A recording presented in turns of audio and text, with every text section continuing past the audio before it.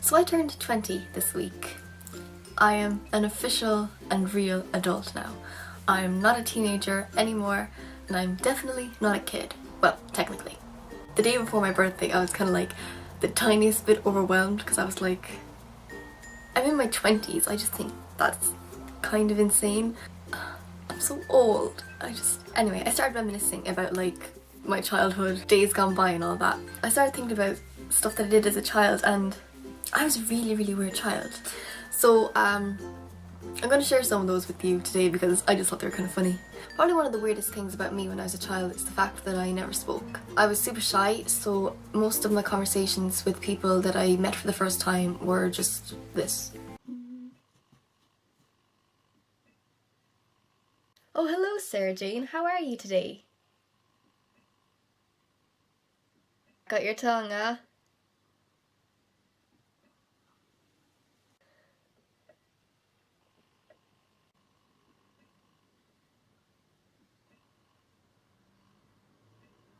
Literally every single time. If you don't know what Sedona is, it's a fizzy drink. So when I was about 3, I think, I developed an irrational fear of Sedona. My dad used to hunt, so he had guns, and one day he was target practicing with a bottle of Sedona, and I was around the area at the time, and he shot at the bottle of Sedona, which was full, and so it exploded everywhere.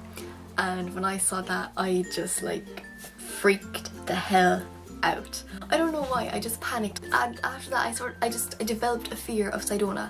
I would never drink it. Whenever I was near a bottle, I would get kind of panicky and be like, oh no, what's gonna happen? Like, I kind of, maybe I thought it was like a bomb or something. I don't know, but I was just really, really afraid of Sedona. And this went on for years. I think when I was about 7 then, I went to a friend's birthday party and she had a bottle of Sedona, and at first I was like, oh no, what am I gonna do? But then I had some and it was really, really nice, and I was like, you know what, this is a perfectly safe drink to have. Nothing bad's gonna happen. This house isn't gonna explode. Yeah. So for about 4 years of my life, I was afraid of a drink. Oh no. Like, it sounded weird in my head, but now that I've actually like said it out loud, it is like 10 times weirder. As a child, I really, really loved Pokemon. And when I was 4, for Christmas, my brother gave me this Pikachu. And this Pikachu was my favourite thing in the world. And he still is. He's still mine. I used to go absolutely everywhere with him. We would do everything together.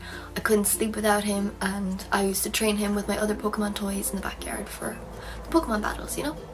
Okay, so one day when I was 5, so this was before I started school, I was really bored and I really wanted to play hide and seek.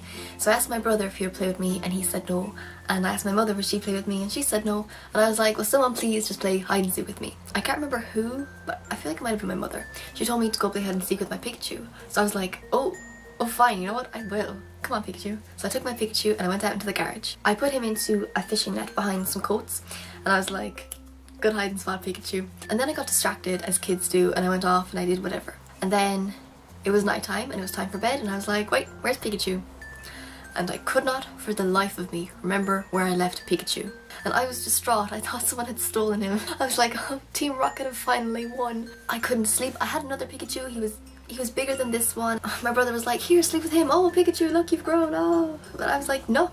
It's not the same. I'm not sleeping with that Pikachu. I want my Pikachu. He was gone for weeks, and to a child, weeks is absolutely the longest amount of time ever. And then my mother found him, where I'd hidden him. When she gave him back to me, she was like, I found him in the garage in a fishing net behind some coats. How did he get there? And then it clicked in my mind. I was like, oh yeah, I put him there, yeah. So what I'm trying to say with this story is that I lost a game of hide and seek with my toy Pikachu. An inanimate object won a game of hide and seek against me, a real life person.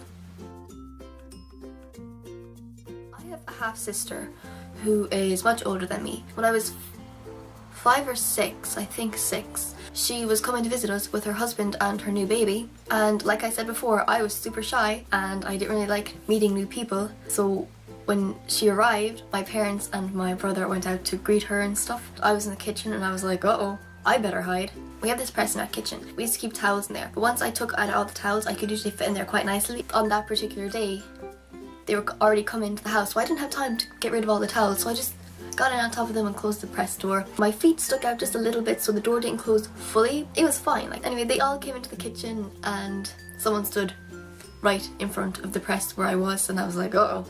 Then the person who was standing in front of the press, who turned out to be my sister, said to my mother, oh, does this press not close properly? And then my mother was like, oh, it does, but Sarah Jane's hiding in there. There was like this awkward silence after she declared that, and the press just like opened and I had to crawl out in front of everybody. And that is the first impression that I made upon my sister. Oh my god, that is actually such a dreadful way to meet your sister. Wow. One of my favourite childhood movies was Black Beauty, and as a result of watching that so many times, I really wanted a horse. So I used to like ask my parents like very frequently, can I get a horse? Can I get a horse? Please, please, I just want a horse. Just one horse. Come on, please. Can I get a horse? They always said no, of course, but then one day my dad was like, yeah, you know what, I'll get you a horse. And I was like, wow, begging works.